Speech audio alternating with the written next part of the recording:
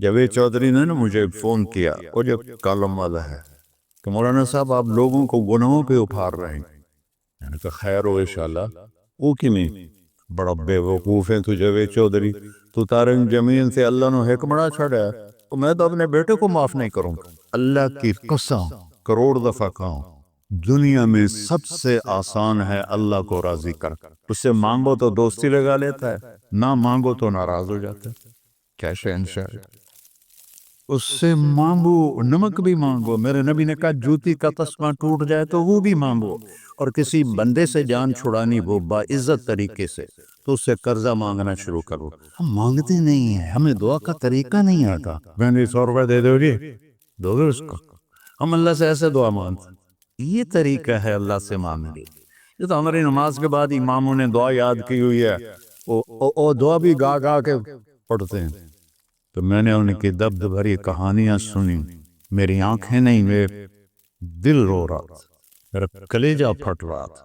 میں نے ایک کو کہہ دیا بیٹی، وہ رونے لگی۔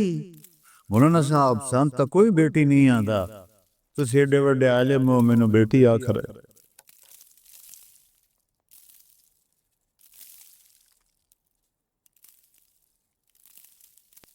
اللہ سے جڑے بغیر اور اللہ سے انسان، اللہ کی قسم کروڑ دفعہ کہوں، دنیا میں سب سے آسان ہے اللہ کو راضی کر۔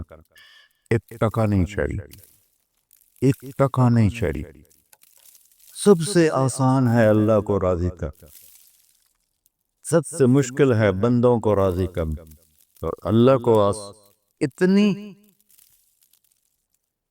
ایک اللہ کی حدیث قدسی سنو، کہتا میرا بندہ لو بلغ الذنوب عنان السماء، تو اتنے گناہ کر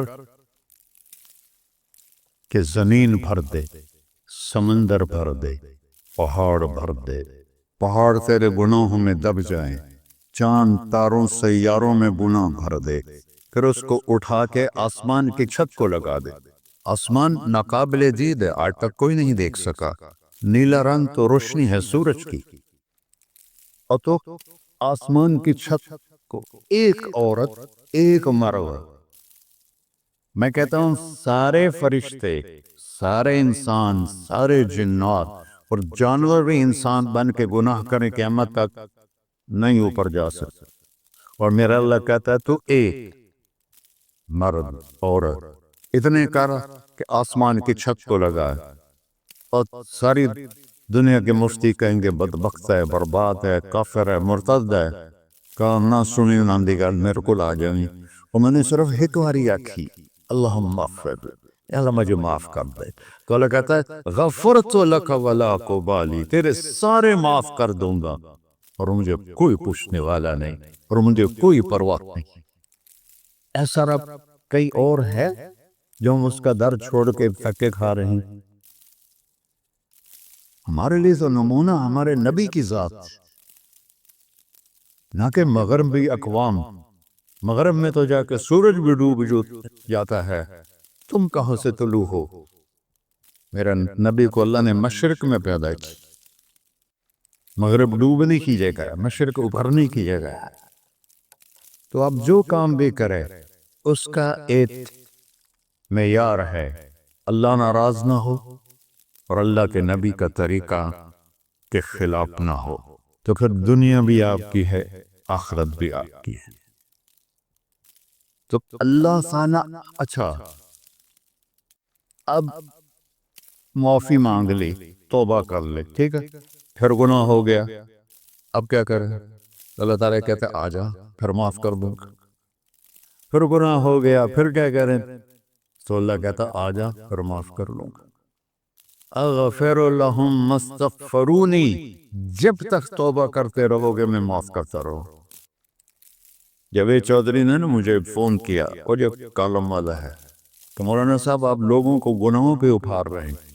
میں نے کہا خیر ہو انشاءاللہ۔ او کی میں کہتا آپ کہتے ہو جتنے مرضی گناہ کرو توبہ کرو معاف ہو جائیں گے، پھر توبہ کرو معاف ہو جائیں گے، آپ کا نوکر 2-3 دفعہ کرے خرابی تو آپ اسے معاف کریں گے؟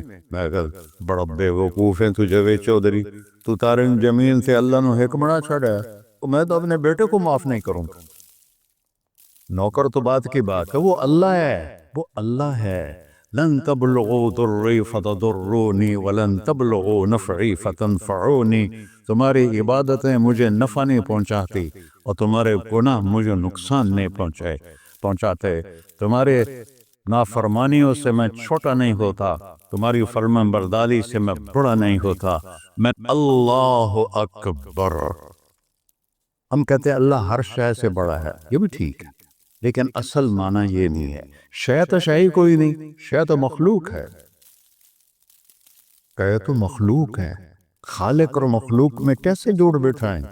ہاں بھائی، چوہا چھوٹا ہے، ہاتھی بڑا ہے، ٹھیک ہے، لیکن زمین چھوٹی ہے اور اللہ بڑا ہے، یہ تو مذاق ہے تکبیر کا۔ اللہ اکبر من ان یوسف، یہ اس کا اصل مطلب ہے کہ جتنی تعریفیں اللہ کی کر لو، جتنی حمد و ثنا اللہ کی کر لو، اور قیامت تک کرتے رہو، سارے مل کے کرو، سمندر کو سیاہی بنا دیتا ہوں، درختوں کو قلم بنا دیتا ہوں، تم پر علم کھول دیتا ہوں، لکھو میری تعریف، تعریف تعریف تعریف تعریف، سمندر خشک ہو جائے گا، قلم ٹوٹ جائیں گے، تم تھک جاؤ گے، تیرا رب اس سے بھی بڑا ہے، تیرا اللہ اس سے بھی بڑا، چونکہ ابتدا کوئی نہیں، انتہا کوئی نہیں، ہر چیز کی ابتدا بھی ہے، انتہا بھی ہے۔ هو الاول والآخر والظاہر والباطن وهو بكل شيء علیم، سورہ حدید۔ وہ اول، وہ آخر، وہ ظاہر، وہ باطن، اس کو میرے نبی نے کھولا۔ انت الاول فلیس قبلک شیء، تو وہ اول ہے جس سے پہلے کچھ بھی نہیں ہے، وانت الآخر فلیس بعدک شیء، تو وہ آخر ہے جس کے بعد بھی کچھ نہیں ہے، وانت الظاہر فلیس فوقک شیء، تو اتنا بلند ہے کہ تیرے اوپر کچھ نہیں ہے، وانت الباطن فلیس دونک شیء، تو اتنا چھپا ہوا ہے کہ تجھ سے کوئی چیز چھپ نہیں سکتی۔ وسع سمعہ الاصوات، اللہ تعالیٰ کہتا ہے اس وقت میں نے ایک جگہ پڑھا تھا، ٹھیک ہے یا غلط، اس وقت دنیا میں 6000 زبانیں بولی جا رہی، اس سے پہلے بھی ہزاروں بسی، آئندہ بھی ہزاروں آئیں گی، 6000 اس وقت بولی جا رہی، اور اللہ تعالیٰ فرما رہا ہے تم سارے بولی کر رہے ہو، میں بھی بول رہا ہوں، اب سارے بازار بول رہا ہے، ساری دنیا بول رہی ہے، چرند پرند بول رہے ہیں، اللہ تعالیٰ فرماتے ہیں سب کی سنتا، کوئی غلط فہمی نہیں لگتی، تم اول آخر، تم مردہ زندہ، تم بوڑھے جوان، تم مرد اور عورت، تم انسان اور جنات، تم پہلے اور پچھلے، اگلے اور پچھلے، اور خشک اور تر، سارے اکٹھے ہو کے اکٹھا مجھ سے سوال کرو۔ ذو لا یلہیہ قول عن قول، کسی ایک کا بول سنتے ہوئے بھی مجھے غفلت نہیں ہوگی، سب کی سنوں گا، پھر سب کا چاہا دے دو۔ فَأَعْطَيْتُ كُلَّ إِنسَانٍ مَسْأَلَةً، اللہ بھی عجب ذات، اس سے مانگو تو دوستی لگا لیتا ہے، نہ مانگو تو ناراض ہو جاتا ہے، کیا شہنشاہ ہے، اس سے مانگو، نمک بھی مانگو، میرے نبی نے کہا جوتی کا تسمہ ٹوٹ جائے تو وہ بھی مانگو، خوش ہو مجھ سے مانگ رہا ہے، اور کسی بندے سے جان چھڑانی ہو باعزت طریقے سے تو اس سے قرضہ مانگنا شروع کرو، انشاءاللہ تھوڑا فون ہی ڈیلیٹ کر دے اور تھوڑی راہ ہی چھڑ جا دے، اور میرا اللہ کہتا تم مانگتے نہیں ہے مجھ سے، تم مانگ، میں خوش ہوتا ہوں۔ بھائی ڈھیر سارے مفتی بیٹھے ہوں گے، کھڑے ہو کے پیرانی سنت ہے، قرآن و فتویٰ لا دے ہو میرے اوپر، تو اللہ سے دوستی لگانی ہو مانگنا شروع کرو، بھکاری کی طرح۔ ہم مانگتے نہیں ہیں، ہمیں دعا کا طریقہ نہیں آتا، یہ جو بھکاری کھڑے ہوتے ہیں اچھی خاصی کمائی کرتے ہیں، لیکن آپ ان کے چہرے کے ایکسپریشن دیکھیں، کیا وہ مسکنت کی تصویر بنتے ہیں، پھر ہی آپ کچھ دیتے ہیں، میں نے 100 روپے دے دو جی، دو اس کو، ہم اللہ سے ایسے دعا مانگتے ہیں، اللہ کو اپنا دکھڑا سناؤ، اپنا غم سناؤ، اپنی تکلیفیں سناؤ، یا اللہ میرے ساتھ یہ ہوا، یا اللہ میرے ساتھ یہ ہوا، اب میرے ساتھ یہ ہو رہا ہے، تیرے تو شفا کون ہے، میں کتنے جاؤں، کرنا میرا کم، کر نہیں کرنا پھر بھی کر۔ یہ طریقہ ہے اللہ سے مانگنے۔ یہ تو ہماری نماز کے بعد اماموں نے دعا یاد کی ہوئی ہے، وہ دعا بھی گا گا کے پڑھتے ہیں۔ دعا تو فریاد ہوتی، کوئی فریاد بھی گا کے کرتا ہے۔ اللہ نے ہمارے امام مساجد کو ہدایت دے، یہ دعا بھی ترنم میں پڑھ رہا، تو ترنم تو خوشی کے موقع پر ہوتا ہے، اب دعا تو فریاد ہوتی ہے، فریادی بن کے مانگو، کہتا آ جاؤ دروازے کھول دوں گا۔ اور عجب بات بتاؤں، ایمان کی شرط نہیں لگائی، اسلام کی شرط نہیں لگائی، نیک ہونے کی شرط نہیں لگائی، ایک شرط لگائی، امن یجیب المضطر اذا دعاہ، ہندو مسلم کافر مشرک مومن میرے آگے رو کے مانگ لے تو دے دوں۔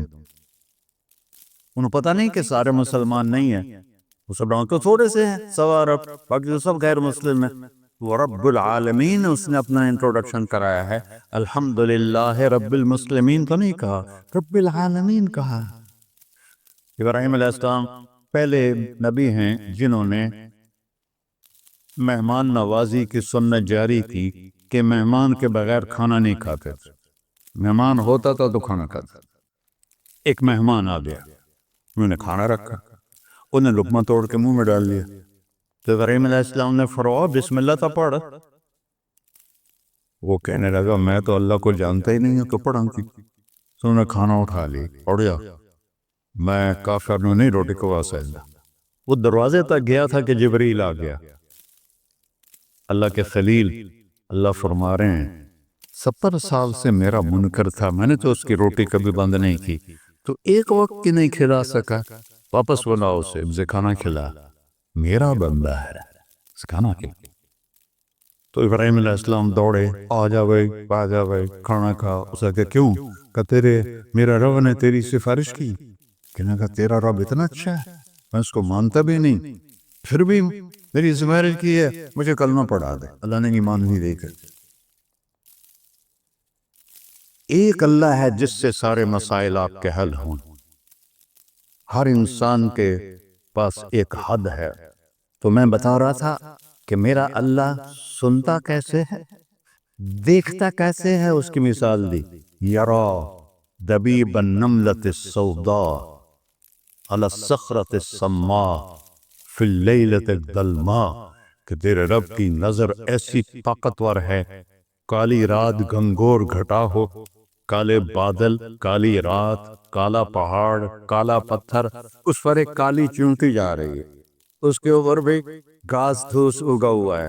تو میرا اللہ یہ نہیں فرما رہا چونٹی دیکھ رہا ہوں، میرا اللہ فرما رہا ہے چونٹی کے قدموں سے جو لکیر پڑ رہی ہے تیرا رب وہ بھی دیکھ۔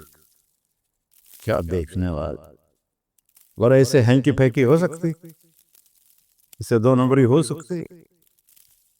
بلاغ رسلنا لدیہم یکتبون، جو بول رہے ہو، جو کر رہے ہو، یہاں دو بیٹھے ہیں، لکھے جا رہے ہیں۔ ما یلفظ من قول الا لدیہ رقیب عتید، تمہاری زبان سے بول نکلتے ہی فرشتہ اچک کے فائل میں لے لیتے،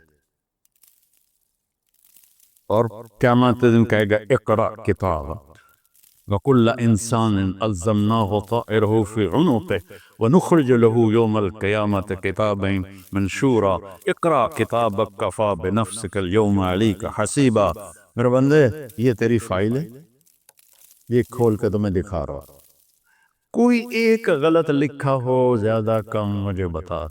کہے گا ما لہذا الکتاب، مارے آ گیا، وہ ایک ہی ہو جائیں کتاب ہے، لا یغادر صغیرۃ ولا کبیرۃ الا احصاها، اس نے تو میری ہر نکی سکی چھوٹی بڑی ساری محفوظ کر دی۔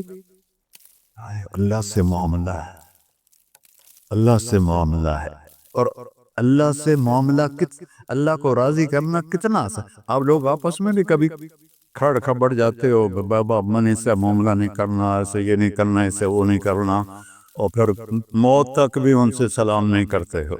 اور میرا اللہ کہتا ہے ساری زندگی گناہوں میں گزار کے ایک دفعہ توبہ کر، سارے معاف کر۔ ترمذی شریف کا ایک واقعہ سنا، میرے نبی نے فرمایا موسیٰ علیہ السلام کی قوم میں ایک نوجوان تھا مالدار، اس کا نام تھا کفی۔ روزانہ نئی لڑکی لاتا تھا، رات کو روزانہ نئی لڑکی اس کے کمرے میں آتی تھی۔ ایک رات ایک ایسی حسین لڑکی تھی، اس کے لیے 60 دینار 4.5 ماشے کا 1 دینار ہوتا ہے، کچھ 250 ماشے کے تولے بنا کر پھر ان کو 3 لاکھ سے ضرب دو تو پھر آپ کو پتہ چلے گا کہ اس کے پاس دولت کتنی تھی اور اس نے خرچ کیا تھا۔ تو جب وہ کمرے میں آیا تو اس نے دیکھا وہ لڑکی رو رہی تھی۔ تو کفل نے کہا میں زبردستی تو نہیں لایا، رضامندی سے تیری لایا ہوں۔ تو اس نے روتے ہوئے کہا کفل میں بازاری عورت نہیں ہوں، یہ بھوک نے یہاں پہنچا ہے۔ جیسے مولی یوسف میرا بیٹا بتا رہا تھا، جب میں طوائفوں سے ملا تو میں نے ان کی درد بھری کہانیاں سنی تو میری آنکھیں نہیں، میرے دل رو رہا تھا، میرا کلیجہ پھٹ رہا تھا کہ ان کو طوائف بنانے والے یہ بڑے لوگ، غریبوں کی عزتیں بکتی ہیں۔ اس وقت جب مالدار لوگ سخاوت چھوڑ دیتے تو غریبوں کی بیٹیوں کے ماتھے پر طوائف کا تھبا لگ جاتا ہے۔ اس قدر میں نے ایک کو کہہ دیا بیٹی، وہ رونے لگی مولانا صاحب سام تک کوئی بیٹی نہیں آتا تو سیڈے وڈے عالم ہو میں نے بیٹی آخر ہے۔ ہاں انشاءاللہ کافی ٹائم ہے۔ کفل نے جب اس کے آنسو دیکھے تو اس کو بھی رونا آ گیا، کہنے لگا تو میری بہن ہے، اسی عزت سے واپس چلی جا، پیسے بھی لے جا اور میرے لیے دعا کر، میں انسان نہیں ہوں، اللہ مجھے معاف کر دے۔ وہ لڑکی چلی گئی۔ کفل کو نہیں پتا کہ چند لمحے بعد کیا ہونے والا ہے۔ سڈن ڈیتھ ہو گئی اس کی، مر گیا۔ سارا شہر جانتا ہے کہ یہ انتہائی غلیظ انسان ہے اور میرا اللہ اس کی توبہ دیکھ چکا ہے۔ اب اگر یہ اگلی بات بکانے لگا ہوں، یہ نہ ہوتی تو اس کو کوئی دفن کرنے نہ جاتا، پتھروں میں دبا دیتے۔ جب صبح ہوئی کفل کے دروازے پر نورانی سطر سے لکھا ہوا تھا ان اللہ قد غفر للکفل، اللہ نے کفل کو معاف کہا دے، جاؤ اس کو عزت سے ہمارے پاس پہنچا۔ بتاؤ اس اللہ سے معاملہ کرنا کتنا آسان ہے۔ وہ سارے خزانوں کا مالک ہے، اس کے بتائے ہوئے طریقے کو چھوڑ کر ہم کہتے ہیں کہ کام بنے گا اور اس کی بتائی ہوئی لائن پر کہتے ہیں کام نہیں بنے گا۔ اوپر اللہ رؤوف الرحیم، نیچے اللہ کا محبوب رؤوف الرحیم۔ کیوں ہماری دعائیں اٹکی ہوئی ہیں؟ کہ ہم باغی لوگ ہیں، ہم باغی مسلمان ہیں۔ شام پہ پہلا اٹیک ہوا، عمرو بن عاص رضی اللہ تعالیٰ عنہ، 8000 کا لشکر، ان کو روم کو خبر ہو گئی تھی تو انہوں نے 1 لاکھ کا لشکر پھینک دیا تھا۔ چرجیس اس کا سالار تھا، رومن بادشاہ کا بھائی، تو وہ 8000 1 لاکھ نے ان کو گھیرے میں لے لیا۔ تو حضرت واصلہ رضی اللہ تعالیٰ عنہ اس جنگ میں شریک ہیں، وہ کہتے ہیں کہ ہمیں یقین ہو گیا آج ہماری قبریں یہاں بنے گی۔ اور عرب کی عادت تھی جنگ میں شعر پڑھتے تھے ابھارنے کے لیے، لیکن حضرت واصلہ فرماتے ہیں اس دن ہمیں شعر بھول گئے، ہماری زبان پہ ایک لفظ تھا، یا رب محمد انصر امت محمد، اے رب محمد امت محمد کی مدد فرما۔ کہ یہ ہماری زبان پر تھا، تلوار ہاتھ سے چل رہی تھی، زبان اللہ کو پکار رہی تھی۔ حضرت عبداللہ بن عمر، حضرت عمر کے بیٹے بھی جنگ میں شریک ہیں، فرماتے ہیں جب سورج ڈھلا تو ہم بار بار آسمان کو دیکھ رہے تھے، میں نے جب اوپر نگاہ دوڑائی تو میں نے دیکھا انفرجت فی السماء فرجت، آسمان کا دروازہ کھل گیا، وخرجت منہا خیول شہب، اور اس سے شہابی رنگ کے گھوڑے اور ان کے اوپر سوار ان کے سروں پہ سفید پگڑیاں، اور سب سے آگے ایک سوار تھا جس کے ہاتھ میں لمبا نیزہ تھا۔ وہ آنکھ سے پکار رہا تھا، ابشرو یا امت محمد، اے امت محمد تمہیں بشارت، قد اتاکم اللہ بالنصر، اللہ تمہاری مدد کو آ گیا۔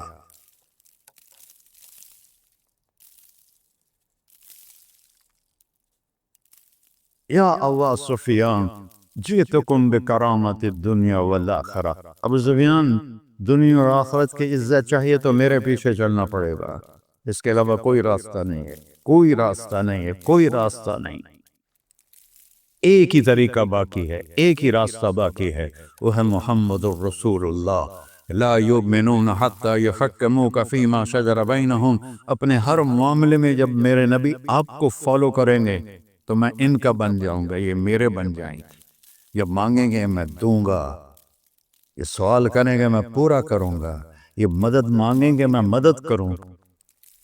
کیوں ہماری دعائیں اٹکی ہوئی ہیں؟ کہ ہم باغی لوگ ہیں، ہم باغی مسلمان ہیں، ہم باغی مسلمان ہیں۔ شام پہ پہلا اٹیک ہوا، عمرو بن عاص رضی اللہ تعالیٰ عنہ، 8,000 کا لشکر، ان کو روم کو خبر ہو گئی تھی تو انہوں نے 1,00,000 کا لشکر بھیج دیا تھا۔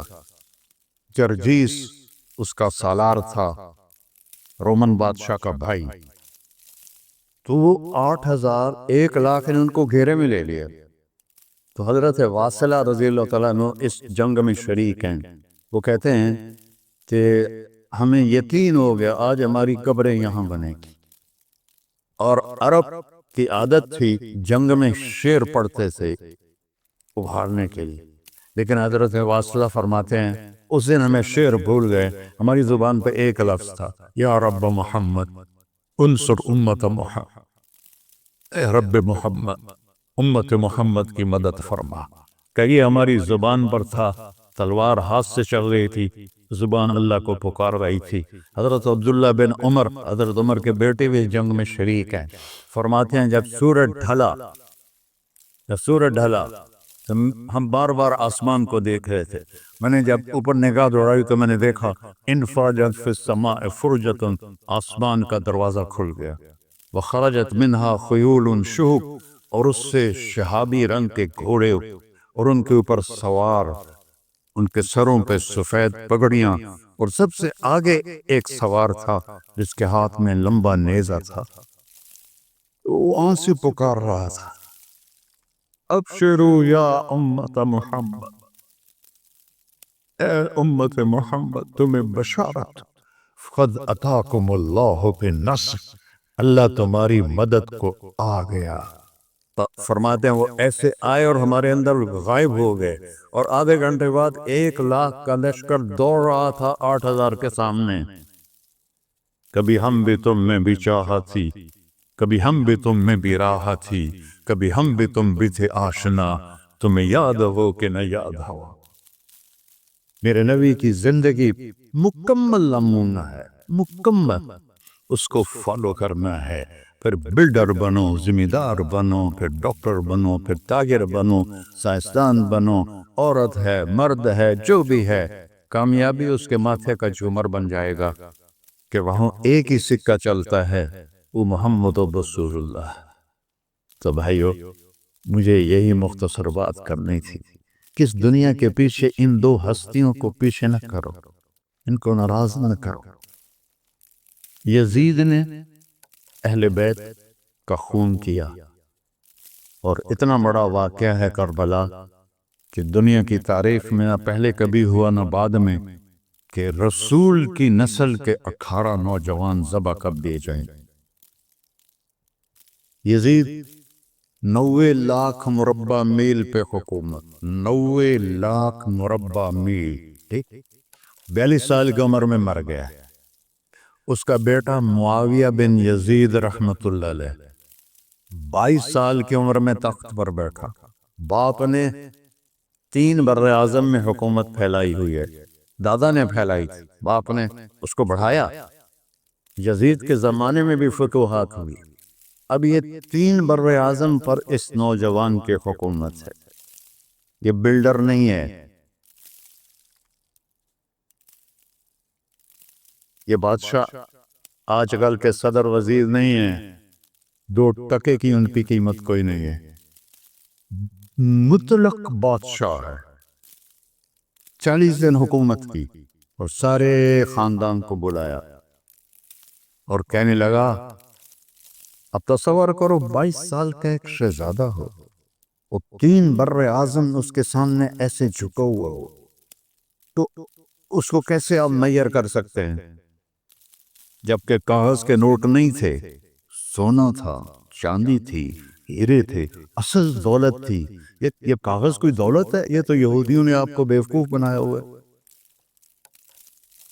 انہیں سب کو اکٹھا کیا، اس نے ایک چھوٹا سا خطبہ دیا، کہنے لگا، کانا ابی جبارن، میرا باپ ظالم تھا، اس نے اہل بیت کا خون کیا، اور جس تخت کے نیچے اہل بیت کا خون ہو میں اس پہ لعنت بیچتا ہوں، یہ ہے تمہاری سلطنت، جس کو چاہو دے دو، میں بری ہوں۔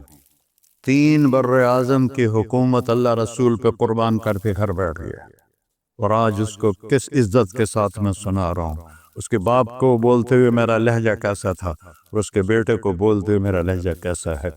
3 بر اعظم کی سلطنت چھوڑ لی کہ اس کے نیچے اہل بیت کا خون ہے، مجھے نہیں چاہیے۔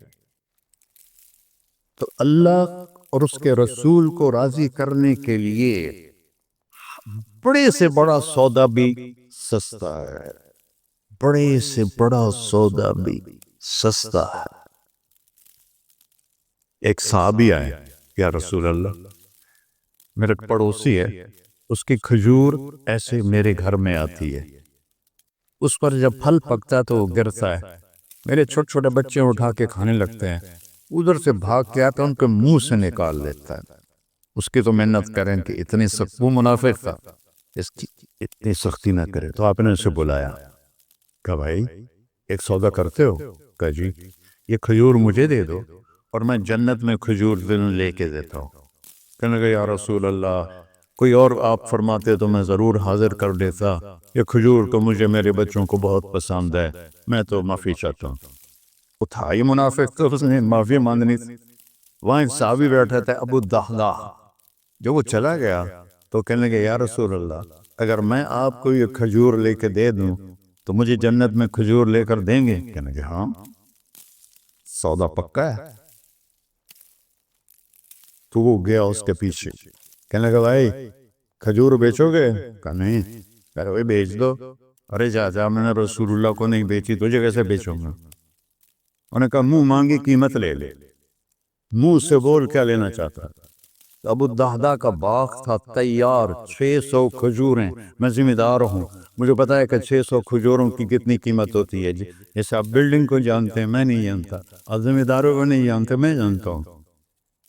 600 کھجوروں کا باغ، تو اس نے اس کو لاجواب کرنے کے لیے کہا، اپنا باغ دے دے، کھجور لے لے۔ اب یہ کہتا ہے پھرو تو نہیں، اب لوگ تاجر بیٹھے ہیں، اس کے بول کی طاقت دیکھو، اس سے کہہ رہا ہے اب معاہدے سے پھرو گے تو نہیں؟ انہوں نے کہا، میں پاگل ہے جو پھراؤں، میں نے 600 کھجوروں کا باغ لگ بیٹھے۔ انہوں نے کہا، چل ڈن، 600 کھجوروں کا باغ تیرا اور یہ کھجور میری۔ اور وہاں سے سیدھا گیا اپنے باغ میں۔ کھجوروں کا زمانہ تھا تو مدینے والے کھجوروں کے پھل کے زمانے میں باغ میں شفٹ ہو جاتے تھے، چھوٹے چھوٹے بنائے ہوتے تھے کمرے، وہاں بچے وہ سب رہتے تھے، کھجوروں کی پہرہ بھی اور توڑنا بھی۔ تو وہ ہائے قربان جاؤں نبی کے صحابہ پر، وہ باغ میں اندر نہیں گئے، باہر کھڑے ہو کہ کہیں نیت نہ بدل جائے، اتنا بڑا باغ دیتے ہوئے۔ باہر سے پکارا، ام الدحداح بیگم، کہ جی، کہ باہر آ جاؤ، بچوں کو بھی لے کے آ جاؤ۔ کیا ہوا؟ کہا میں نے باغ بیچ دیا۔ انہوں نے کہا کتنے میں؟ کہ جنت میں کھجور مل گئی۔ وہ کہنے لگی، ربح البیع ربح البیع ربح البیع، واہ ابو الدحداح کیا سودا کیا تم، کیا سودا کیا تو ارے کہ عورتیں زیادہ شور مگا مروا دیتا ہے بچے کے تو کھاسیں تمہیں کے تو کھاساں کرو بے حل بے. اس کے بعد بھاگا ہوا آیا اللہ کے نبی کے پاس، یا رسول اللہ میں نے کھجور خرید، آپ اس انصاری کو دے دے. تو آپ نے پوچھا کتنے میں خریدی ہے؟ کہ سارا باغ دے دیا ہے. کھجور لے لی. آپ نے کہا پہلا سودا کینسل. کم من عذق رضاح ودار فیاح لأب الداحداح. اب تیرے لیے میں دیکھ رہا ہوں تیرے رب نے جنت میں کھجوروں کے باغ لگا دیے ہیں اور تیرے پوٹھے کی جگہ کھجوروں میں محل بنا دیے ہیں سونے چاندی کے. جنت میں تو مٹی نام کی شے کوئی نہیں، لوہے نام کی شے کوئی نہیں. ایک ہر گھر ایک انچ سونے کی، ایک چاندی کی، ایک زمرد کی، ایک یاقوت کی، مشک کا گارا اور زعفران کی گھاس اور اس کا لنٹر اللہ کا عرش ہے. تو سودے کر گئے. اب سب کچھ کرو، اللہ رسول کو پیچھے نہ چھوڑ، کیونکہ ہمیشہ تو زندہ نہیں رہنا، چلے جانا ہے. دنیا میں سب سے بڑا محل بنایا تھا کسریٰ نے، نوشیروان کے پوتے خسرو پرویز نے، جس نے ہمارے نبی کا خط پھاڑا تھا. 40,000 پلرز پر وہ گھر تھا. اب لوگ بلڈروں اسکوائر فٹ لگاؤ، 40,000 ستونوں پر وہ گھر کھڑا تھا اور اس کے اوپر سارا سونا ہیرے جواہر 40,000 پلر پر تھے اور اس کے 500 بڑے بڑے گنبد تھے. اور سب سے بڑے گنبد میں 1,000 سونے کے فانوس تھے اور اس میں ایک رات میں 9 من تیل جل جاتا تھا صرف ایک رات کے لیے اس کو. اور 3,000 باندیاں تھیں، 6,000 نوکر تھے صفائی کے لیے، 12,000 سپاہی تھے اس کی حفاظت کے لیے. لیکن وہ چند سال بھی نہ رہ سکا کہ پلٹا کھایا حالات نے، اور رومن امپائر کیسر نے آ کر اسے شکست دی. نینوا میں ہمارے نبی کے خط پھاڑنے کے بعد آپ نے فرمایا تھا کسریٰ نے اپنا ملک پھاڑ دیا. تو وہ آیا، وہ شکست کھائی کسریٰ نے اور بھاگ گیا. اس نے سارے محل کو آگ لگایا، مٹی کا ڈھیر بنایا. اور مسلمانوں میں سب سے بڑا محل بنایا اندلس کے بادشاہ عبد الرحمن نے الثالث نے. 4,316 پلر پر تھا وہ گھر، اور پورے یورپ میں اس کی دھاک تھی. ہر طرف سے ہیرے آ رہے ہیں، موتی آ رہے ہیں، جواہر آ رہے ہیں. پورے پلر، پوری چھت سونے سے بنی تھی اور پورے پلروں پر ہیرے جواہرات تھے. اور باہر ایک بڑا تالاب تھا، کس کا؟ پارے کا، پانی کا نہیں، پارے کا.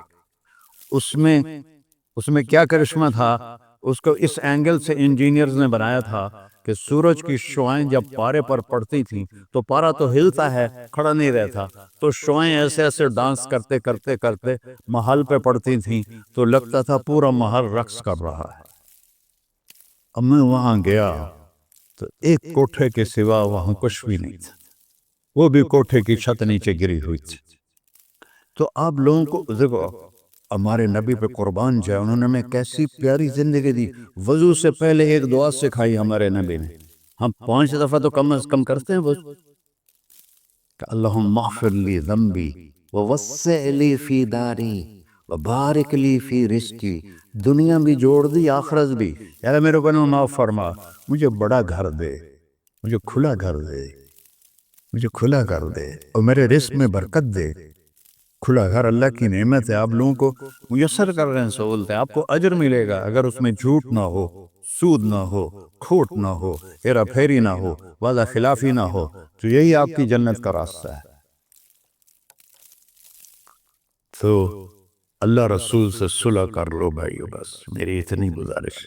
اور آخر میں ایک حدیث سناتا ہوں، 10 لاکھ حدیثیں ہیں میرے نبی کی، ایک سناتا ہوں ساری کور ہو جائیں گی. ایک تو ہے فرض، نماز نہیں چھوڑنا، روزہ نہیں چھوڑنا، زکوٰۃ نہیں چھوڑنا، حج فرض ہے نہیں چھوڑنا. اس کے بعد میرے نبی نے کہا 4 چیزیں مجھ سے لے، 5 میں نہیں کہیں کہ 4 باتیں مجھ سے لے لو، صرف 4 باتیں مجھ سے لے لو، دنیا بھی تمہاری ہے، آخرت بھی تمہاری. سبحان اللہ. اور اس سے زیادہ کیا آسانی دے میرا نبی؟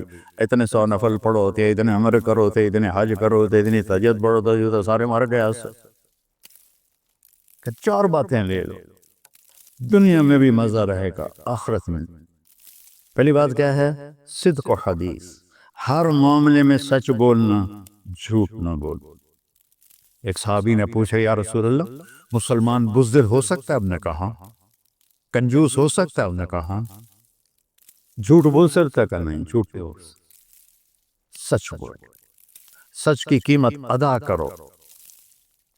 حفظ و امانت، کسی کو دھوکا نہ، چیز کوئی اور ہو، دکھا کوئی اور رہے ہو، میٹیریل کوئی اور ہے، بتا کوئی اور رہے ہو۔ حفظ و امانت، دیانتداری سے کام کرو، کسی کو دھوکا نہ دو۔ آپ نے فرمایا میں اپنے امتی سے ہر گناہ کی توقع رکھتا ہوں، بشر ہے بیچارہ، لیکن میرا امتی تو 2 نہیں کرے۔ واہ یا رسول اللہ، آپ نے کیا چاہا اور ہم نے کیا کیا؟ کہ 2 کام نہیں کرے گا، ایک جھوٹ کبھی نہیں بولے گا، ایک دھوکا کبھی نہیں دے گا۔ وہ سب ہمارے، میں تو 100 ملک پھرا ہوں، مسلمان جھوٹ اور دھوکے میں پھنسے پڑے، غرق ہوئے پڑے، چاہے عربی ہیں چاہے غیر عربی ہیں، مالدار ہیں فقیر ہیں، اس گندگی میں سب ڈوبے ہوئے۔ تو صدق و حدیث، سچ بولو، حفظ و امانت، دھوکہ نہیں دے۔ تیسری کیا ہے؟ حسن خلیقت، اخلاق اچھے کر، اخلاق اچھے کر۔ اور اخلاق اچھے کرنے کے لیے ایک کام کر لو، اس کو تالا لگا، صرف ایک کام، اس سے کوئی گالی نہ نکلے، جھوٹ نہ نکلے، غیبت نہ نکلے، طنز نہ نکلے، بے عزت نہ کرو۔ عام طور پر ہمارے ماحول میں نوکروں کو بہت ڈانٹ ڈپٹ ہوتی ہے، اس کو قابو میں رکھو۔ سوچو اسی جگہ میں ہوتا نوکر تو میں یہ پسند کرتا۔ اپنے اخلاق کی چابی ہے زبان کا میٹھا بول، اور خاص طور پر والدین کے ساتھ، اور سب سے زیادہ اہم بیوی کے ساتھ۔ میرے نبی نے فرمایا بہترین مسلمان وہ ہے جو بیوی سے اچھا سلوک کرتا ہو، کہ وہ ماں باپ بہن بھائی گھر سہیلی ماحول ثقافت تہذیب سب کچھ چھوڑ کر ایک بول کے ساتھ آپ کے گھر آ جاتی، آپ کے بچے کا 9 مہینے بوجھ اٹھاتی، اس کو دودھ پلاتی، اس کی چھاتیاں لٹک جاتی ہیں، کبھی آپ کے لیے وہ ناشتہ بنا رہی ہے، کبھی کھانا بنا رہی ہے، کبھی آپ کے کپڑے کا خیال کر رہی ہے، اور آپ ایک چھوٹی سی بات پر اس کی عزت اتار کے پھینک دیتے۔ تو میرے نبی نے فرمایا سب سے بہترین مسلمان وہ ہے جو بیوی کے ساتھ حسن سلوک کرتا ہو۔ پھر آپ نے کہا اور میرا سلوک اپنی بیویوں سے سب سے زیادہ اچھا ہے۔ اظہار محبت کرو، ماں سے باپ سے اولاد سے بیوی سے، اظہار بہت ضروری۔ یہ پریزنٹیشن اظہار ہی تو تھا، یہ اظہار نہ ہو تو پتہ کیسے چلے؟ اپنے ماں کے پاؤں چومو، باپ کا ماتھا چومو، ان کے آگے نوکر بن کے کھڑے ہو، بیوی سے کہو مجھے تم سے بہت پیار ہے، وہ اچھا کپڑا پہنے تعریف کرو، اچھا کھانا بنائے تعریف کرو۔ انسان بھوکا ہے اس چیز کا، میرے نبی سے بڑھ کر کوئی ہو سکتا ہے؟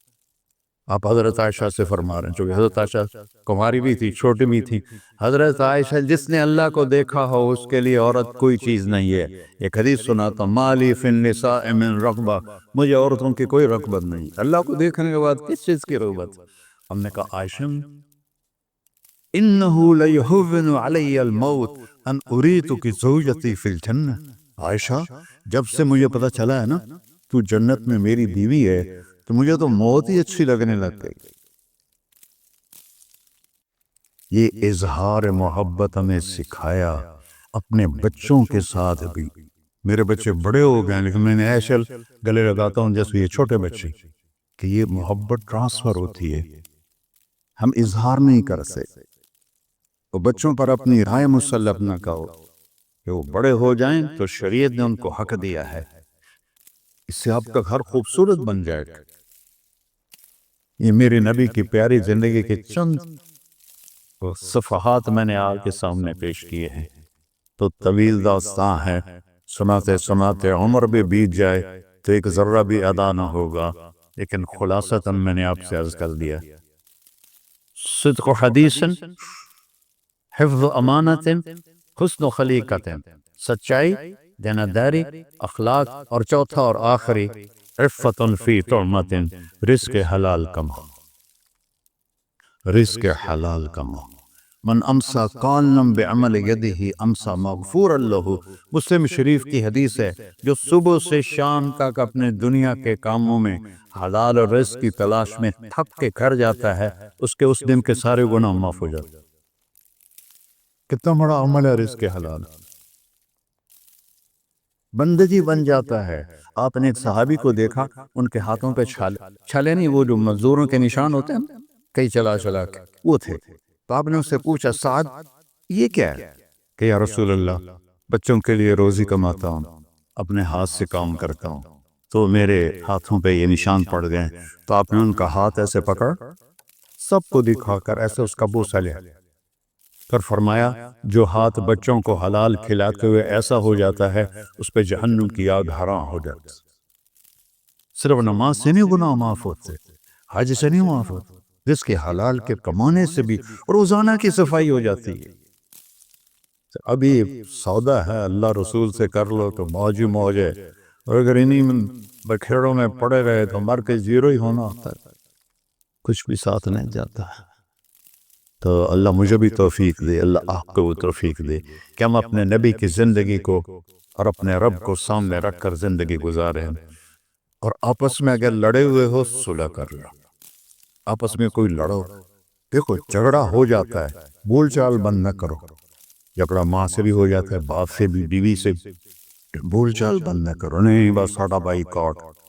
ہم تو پنجابی لوگ ہیں، دیہاتی کو تھوڑی اونچ نیچ ہو جائے تو ہماری لینگویج اساں لیکا چھک دیتا ہے، سمجھو، ہم نے لکیر لگا دی ہے، نہ انہاں دے مرن تے جاونا ہے، نہ انہاں دی شادی تے جاؤ، یہ ساڑھے جنازے وچ بھی نہ آم۔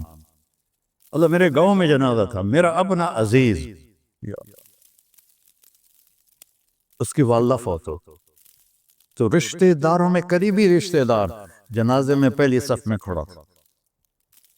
تو جنازے پر تو سب کے دل نرم ہو جاتے ہیں، جب اس نے دیکھا نا کہ میاں صادق میری ماں دے جنازے چو باہر نکل جا، یہ تہذیب ہے ہماری۔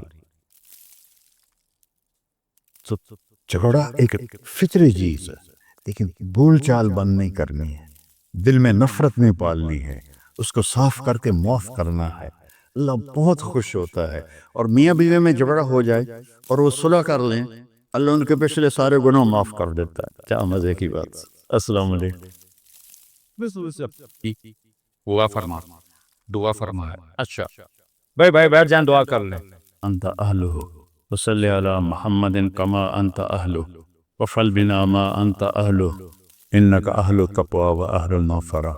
یا تا یہ سارے دوست احباب تیری محبت میں آئے ہیں، ہم سب نے تیرے نام کو زندہ کیا ہے، ہماری یہ محفل قبول فرما اور ہماری یہ مجلس قبول فرما، اور یا اللہ جو کچھ کہا ہے اس کے مطابق ہماری زندگی بنا دے، اور یا اللہ جو ہم نے نیت کی ہے کہ غزہ کے مسلمانوں کو گھر دینا ہے، چھت دینی ہے، ان سب کو، یہ کسی ایک آدمی کے بس کا کام نہیں ہے، یہ سارے مل کر کریں، ہم بھی کریں، اس لیے ہمیں توفیق نصیب فرما۔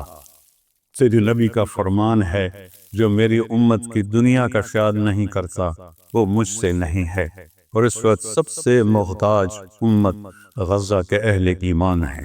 تو یا اللہ ان سارے بھائیوں کو ہمت دے، توفیق دے، ہمیں وہاں تک پہنچانے کا وسیلہ تو نے بنایا ہوا ہے، ہمیں یہ امانتیں ان تک پہنچانے کی توفیق دے، ان کے کاموں میں برکت دے، ان کے قرضوں کو اتار دے، ان کو سود سے بچا دے، ان کو دیانتداری نصیب فرما، شفافیت نصیب فرما، مرتے وقت ہم سب کو کلمہ نصیب فرما۔ وصلی اللہ علی نبی الکریم۔ میرے نبی کے پردادا حضرت ہاشم بن عبد مناف غزہ میں دفن ہے، اور اس ملک میں عیسیٰ علیہ السلام، موسیٰ علیہ السلام، ہارون علیہ السلام، زکریا علیہ السلام، یحییٰ علیہ السلام، داؤد علیہ السلام، سلیمان علیہ السلام، اتنے نبی اس مٹی میں دفن ہیں۔ تو اللہ کو ہمت دے، کھل کر خرچ کریں، اللہ واپس کرتا ہے۔